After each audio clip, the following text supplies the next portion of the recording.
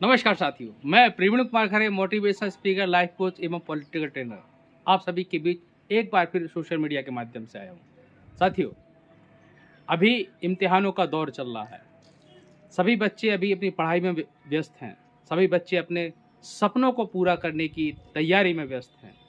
और बच्चों के साथ साथ जो माँ बाप ने भी अपने सपने संजोए हैं बच्चों के खुशहाल जीवन के लिए, बच्चों की तरक्की के लिए,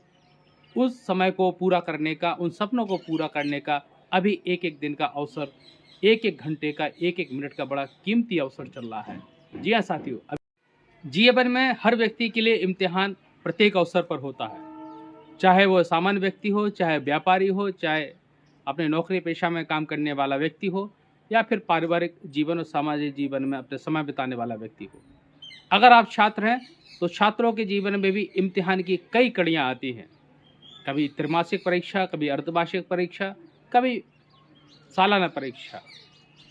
क्वार्टरली, हाफ ईयरली एवं एनुअल एग्जाम के तौर पर छात्रों को भी अपनी प्रतिभा को दिखाने का अवसर मिलता है, वो अपना मूल्यांकन करने का पूरा अवसर मिलता है। जी हाँ साथियों, आज का वीडियो इन्हीं विषयों को लेकर है। यदि आप छात्र हैं, यदि आप छात्र के अभिभावक हैं तो ज़रूर इस वीडियो में आखिरी तक बने रहें। आपको महत्वपूर्ण बिंदुओं पर आपके बीच कुछ चर्चाओं को लेकर आया हूँ। यदि आप छात्र हैं तो आपके लिए इम्तिहान का एक एक दिन, आपके लिए इम्तिहान का एक एक घंटा, आपके लिए इम्तिहान का एक एक मिनट बड़ा कीमती है, क्योंकि आपको अपनी परीक्षा की समय सूची के हिसाब से अपने अपने विषयों के इम्तिहान की तैयारी करनी है। आपको बड़ा उत्साह रहता है कि अगले घंटे में हम किसी अन्य विषय को तैयार करेंगे, उसके अगले घंटे में हम किसी अन्य विषय को तैयार करेंगे। ये जो क्षण होता है, इन क्षणों का जो कीमत होती है, इन क्षणों की कीमत को छात्र से अच्छा कोई भी व्यक्ति नहीं समझ सकता। और छात्रों को अपनी इस क्लास को पास करके, इस कक्षा को पास करके अगली कक्षा में प्रवेश भी करना है और इस कक्षा में बहुत अच्छे नंबरों से उत्तीर्ण भी होना है, ताकि उनका मान सम्मान, उनका आत्मविश्वास, उनका अव्वल दर्जे का हो सके और सामाजिक स्तर पर स्कूल में, विद्यालय में, घर में, परिवार में, पास में, पड़ोस में, रिश्तेदारी में, जहाँ भी उनका आना जाना होता है, ताकि उन सभी लोगों के सामने वो अपना सम्मानपूर्वक सर उठाकर बोल सकें कि हाँ, मैंने इम्तिहान की तैयारी इतने अच्छे तरीके से की थी, इसलिए मेरे नंबर इतने अच्छे आए हैं। जब आपके परीक्षा में उत्तीर्ण होकर जब आपके नंबर बहुत अच्छे आते हैं, जब आपका इम्तिहान का नतीजा अव्वल दर्जे का होता है, तो आपसे सलाह मशवरा करने वाले छात्र भी आपके आसपास आपसे सलाह के लिए आते हैं और उनके अभिभावक भी आपसे आपके पढ़ने के तरीकों को लोग पूछने आते हैं। जी हाँ, आप एक मार्गदर्शक के तौर पर अपनी एक जगह को, स्थान को मुकम्मल करते हैं, क्योंकि आपने उस परफॉर्मेंस को निभा कर दिखाया है। आपने पढ़ाई को उस तरीके से पढ़कर दिखाया है, इम्तिहान में अव्वल दर्जे के नंबर लाकर लोगों के बीच में साबित किया है कि हाँ, आपकी अध्ययन करने की शैली बहुत अच्छी है, आपकी अध्ययन करने का तरीका बहुत अच्छा है, आपके अध्ययन करने की जो समय सारणी जो आपने बनाई थी वो दूसरों को भी अमल में लाने के लायक है। इसलिए यदि आप ये चाहें कि लोग आपका अनुसरण करें और लोग आपसे सलाह मशवरा लें, और यदि आपको लगे कि आपकी सलाह से भी नए आने वाले छात्रों का भी भविष्य संवर सके, तो आपको अपनी परफॉर्मेंस को और बेहतर से बेहतर बनाना होगा। यदि आपकी परफॉर्मेंस बेहतर से बेहतर होगी तो निश्चित तौर पे आपके कोचिंग में, स्कूल में, विद्यालय में लोग आपसे सलाह मशवरा जरूर करेंगे। और पिछले कक्षा के छात्र जब आपसे कोई मार्गदर्शन की अपेक्षा करता है और जब आपसे कोई भी व्यक्ति आपसे सलाह मशवरा करता है अपने जीवन को आगे बढ़ने के लिए, जीवन में हर स्तर पर आगे बढ़ने के लिए, एवं पढ़ाई के स्तर पर हर स्टेप बाय स्टेप अध्ययन कैसे करना है, जब कोई आपसे पूछता है, उसमें आपका आत्मविश्वास भी अव्वल दर्जे का होता है। जब आपका आत्मविश्वास अव्वल दर्जे का होता है तो आपके सामने बड़ी बड़ी चुनौतियां भी बड़ी सामान्य सी नज़र आती हैं। इसलिए मेरा छात्रों के लिए एक बड़ा संदेश है कि यदि आप ये चाहते हैं कि आप लोगों के अनुसरण का कारण बने, यदि आप लोगों के अनुसरण का माध्यम बने, तो आपको अपने क्षेत्र में भी बहुत प्रयास करना होगा। आपको अपने अध्ययन में भी पूरी तल्लीनता के साथ काम करना होगा। आपको अपनी पढ़ाई का कार्य भी बड़ी शिद्दत के साथ करना होगा, क्योंकि आज आप जिस भी कक्षा में हैं, चाहे छठवीं में हो या सातवीं में हो, आठवीं में हो, 10वीं में हो, 11वीं में हो या 12वीं में हो, किसी भी कक्षा में हो, या फिर आप ग्रेजुएशन में हैं, आपकी एक एक दिन की अध्ययन, आपके एक एक घंटे का अध्ययन का जो मेहनत का नतीजा होता है वो इम्तिहान के नतीजों में परिवर्तित होता है, क्योंकि इससे आपके भविष्य की बुनियाद खड़ी होती है। साथियों, दुनिया में वही पूछा जाता है जो व्यक्ति सफल है। लोगों की नज़र में सफलता के अलग अलग आयाम हैं। यदि उन आयामों में आपको फिट होना है, यदि उस फ्रेम में, सक्सेस के फ्रेम में यदि आपको फिट होना है, आपको प्रयास अलग तरीके से करना होगा, प्रयास अथक करना होगा और प्रयास को निरंतरता के साथ करना होगा, क्योंकि निरंतरता से ही प्रयास फल में परिवर्तित होता है। जब आप पढ़ते हैं, जब अध्ययन करते हैं, एक कक्षा से दूसरी कक्षा में जाते हैं और अच्छे नतीजों के साथ जाते हैं, तो आपको आने वाली कक्षाओं के भी विषय की गहराइयाँ हैं, आने वाले कक्षाओं की बड़ी चुनौतियाँ हैं, आने वाले कक्षाओं की अध्ययन का जो सिलेबस बड़ा होता है वो भी आपको काफ़ी हल्का लगने लगता है। जीवन में कक्षाओं का स्तर जैसे जैसे बढ़ता है, इसी तरह जीवन में आपका भविष्य में भी आपका प्रत्येक दिन बढ़ता है, क्योंकि आज यदि आपने हर चुनौतियों का सामना करना नहीं सीखा, आपने यदि हर काम को तल्लीनता से करना नहीं सीखा, यदि आपने हर कार्य को शिद्दत के साथ करना नहीं सीखा, तो निश्चित तौर पे आप भविष्य में आने वाली चुनौतियों पर भी लड़खड़ा जाएंगे। इसलिए शिद्दत का, तल्लीनता का अपना स्वभाव में ढाल लीजिए और अपनी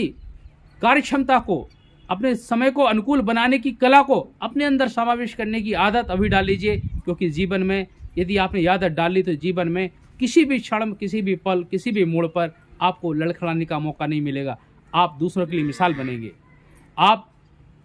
इम्तिहान के बाद अगली कक्षाओं में भी जाएंगे, अगली कक्षाओं के बाद उससे बड़ी और कक्षाओं में जाएंगे। जैसे जैसे आप अपनी कक्षाओं का स्तर बढ़ाएंगे, जैसे जैसे आपकी परीक्षा का स्तर बढ़ेगा, वैसे वैसे आपका बौद्धिक और समन्वय बिठाने का कला भी बढ़ेगी, क्योंकि आप कक्षा नहीं बढ़ रहे हैं, आप अपने घर वालों का सपना एक सीढ़ी दर सपनों के करीब जाने का काम भी कर रहे हैं। इसलिए आपके ऊपर जवाबदारी बहुत बड़ी है, जवाबदारी बहुत मजबूत है और उन बड़ी जवाबदारी को निभाने के लिए प्रयास भी बड़ा करना होगा, समर्पण भी हमें ईमानदारी से रखना होगा, निष्ठापूर्वक हमें अपनी हर चुनौती को, अपने हर विषय को धीरे धीरे करके पढ़ना होगा, क्योंकि जब आप अच्छा पढ़ेंगे तभी इम्तिहान की हॉल में, परीक्षा हॉल में आप अपनी उत्तर पुस्तिका में लिख सकेंगे। आप घबराएं नहीं। यदि आपके इम्तिहान के जिन विषयों का आपका इम्तिहान हो चुका है, यदि उन इम्तिहानों में आपका कुछ प्रश्न का उत्तर देना छूट गया है या कुछ नंबरों का आपका परीक्षा का पर्चा हल करना छूट गया है, तो घबराना नहीं, क्योंकि जो वक्त बीत गया, जो बात बीत गई, जो समय चला गया, उस समय के बारे में बिल्कुल ना सोचें, ना बिल्कुल ही विचलित हों, क्योंकि यदि आप जो परीक्षा हॉल में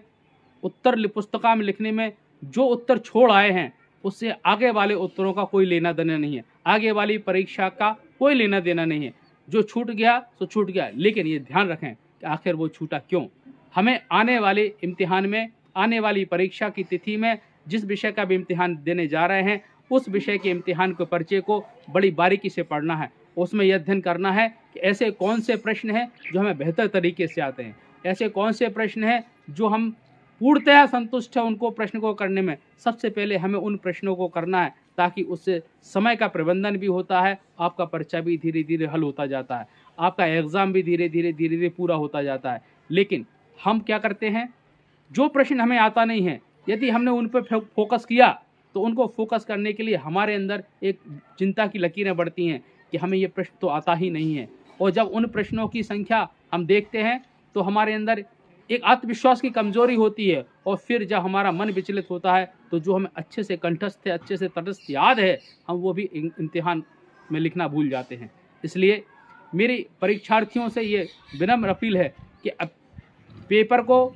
अपने पर्चे को एग्ज़ाम हॉल में बैठ के उसको 3 भागों में बांटें। एक तो इस भागों में उन प्रश्नों को रखें, पहले भाग में जिसमें जो उनको बेहतर तरीके से आते हैं, पहले उनको सॉल्व करें। फिर उसमें जो उनको थोड़ा सा डाउट है तो उनको सॉल्व करें, और जिसमें उनको ज़्यादा संदेह है उसको बाद में समय रहते सॉल्व करें, क्योंकि जो उत्तर आपको आते हैं उनको लिखने में आपकी समय की बचत होगी, उसको आप अच्छी स्पीड से लिख पाएंगे, उसको आत्मविश्वास से लिख पाएंगे। तो जो उस स्पीड का इस्तेमाल जो आने वाले प्रश्नों को हल करने में करेंगे, उससे जो समय बचेगा, सो बचा हुआ समय जो है उन प्रश्नों पे आप लगा सकते हैं जिनके बारे में आपको थोड़ा सा विचारना भी है। इससे समय भी बचेगा, आपके परीक्षा का पूरा पैटर्न भी सुधर जाएगा। मेरा अभिभावकों से, परिजनों से भी विनम्र अनुरोध है कि आपका बच्चा जब इम्तिहान देकर घर वापस आता है तो आप उससे इम्तिहान हॉल में जो परीक्षा आज की दी है उसने, उस परीक्षा के को हल करके कौन कौन से प्रश्नों के उत्तर उसने कुशलतापूर्वक लिखे हैं, कौन कौन से प्रश्नों के उत्तर उसने हल किए हैं, कौन कौन से रह गए हैं, कौन कौन से कर नहीं पाया और कौन से प्रश्न उसको याद नहीं थे, इसके बारे हम जरूर पूछते हैं। क्योंकि परिजनों की भी, अभिभावकों की बड़ी उत्सुकता होती है, उनका बेटा या उनका बच्चा क्या इम्तिहान में लिख कर आया है।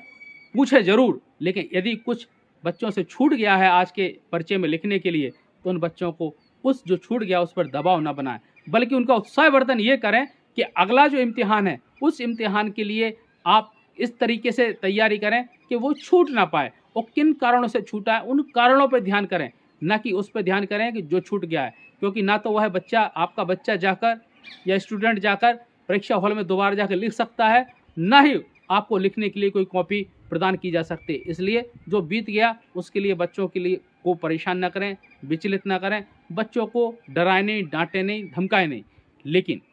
आशान्वित जरूर रखें। उनको जो गलती हो गई उस गलती से पुनरावृत्ति ना हो, उस गलती से सीख लेकर आगे आने वाले इम्तिहान में उस गलती को ना हो, इन बिंदुओं पर जरूर बात करें। निश्चित तौर पर जब आप समन्वय के साथ बात करेंगे, उसके साथ संतुलन के साथ बात करेंगे, उसको साथ आशा के साथ बात करेंगे और उसको, अपने बच्चे को या विद्यार्थी को भरोसे में लेकर बात करेंगे, निश्चित तौर पर वो आने वाले इम्तिहान में पुनरावृत्ति नहीं करेगा, वो गलतियां नहीं दोहराएगा जो उनसे आज के इम्तिहान में या पिछले इम्तिहानों में हो गई हैं। क्योंकि ऐसा करने से बच्चों का यदि उत्साहवर्धन यदि हम नहीं करते हैं और बच्चों को यदि हम उनके ऊपर प्रेशर डालते हैं, बच्चों को यदि हम डांटते हैं कि आपने इम्तिहान हॉल में फलाना क्वेश्चन का आंसर क्यों नहीं लिखा, तो उससे वो डिप्रेशन में जाता है, उसके अंदर दबाव आता है, मानसिक दबाव आता है, और उससे आने वाले इम्तिहान की भी उसकी तैयारी पे फर्क पड़ सकता है। इसलिए आज या पिछले पर्चों के बारे में इम्तिहान तक बिल्कुल चर्चा न करें, लेकिन जो गलतियां आज के पर्चे में या पिछले परीक्षा हॉल में हुई हैं, उससे उत्तर पुस्तिका में उत्तर लिखने में हुई हैं, उनकी पुनरावृत्ति ना हो, उसको एक एक बिंदु करके यदि आप समझाएंगे, निश्चित तौर पे वो समझ जाएगा। क्योंकि जैसे कि आपने सपना देखा है कि वो अव्वल दर्जे में पास हो, उसके नंबर अच्छे हैं, इसी तरह हर स्टूडेंट का एक सपना रहता है कि उसका भी अच्छे नंबरों से नतीजा आए, ताकि लोगों के सामने बताने में वो अपने आप में भी फक्र महसूस कर सके। इस वीडियो में हम सभी ने महत्वपूर्ण विषयों पर चर्चा की। इस वीडियो में हमने परीक्षा में, इम्तिहान में विद्यार्थियों की क्या भूमिका है, उन भूमिकाओं पर चर्चा की, और इस वीडियो में हमने विद्यार्थियों के अभिभावकों की इम्तिहान के दरमियान क्या भूमिका है, उन बिंदुओं पर भी बात की। इन महत्वपूर्ण चर्चाओं का करने का आशय यह था कि जो पुनरावृत्ति हमसे पिछले पर्चों में गलती हो गई है, उन गलतियों की हम पुनरावृत्ति इसलिए ना करें ताकि हमारे अगले इम्तिहान में और हमें सुधारने का अवसर मिले, अपनी भूल को सुधारने का अवसर मिले। इस वीडियो में इम्तिहान के विषय में चर्चा के बाद मैं अब आपसे इजाज़त लूँगा, और मैं सभी परीक्षार्थियों की, सभी स्टूडेंट को, सभी छात्रों को कोटि कोटि शुभकामनाएं प्रेषित करता हूं कि उनके हर इम्तिहान बहुत अच्छे तरीके से जाएं, वो अपने बचे हुए शेष इम्तिहान के लिए बहुत लगन से मेहनत करें, बहुत अच्छे नंबरों से पास हों, बहुत अच्छा नतीजा आए, वो अपने घर का, परिवार का, स्कूल का, विद्यालय का, अपने शिक्षकों का, अपने गुरुजनों का, अपने पास पड़ोस नगर का नाम रोशन करें। इन्हीं शुभकामना के साथ मैं आप सभी से विदा लेता हूँ। जय हिंद साथियों।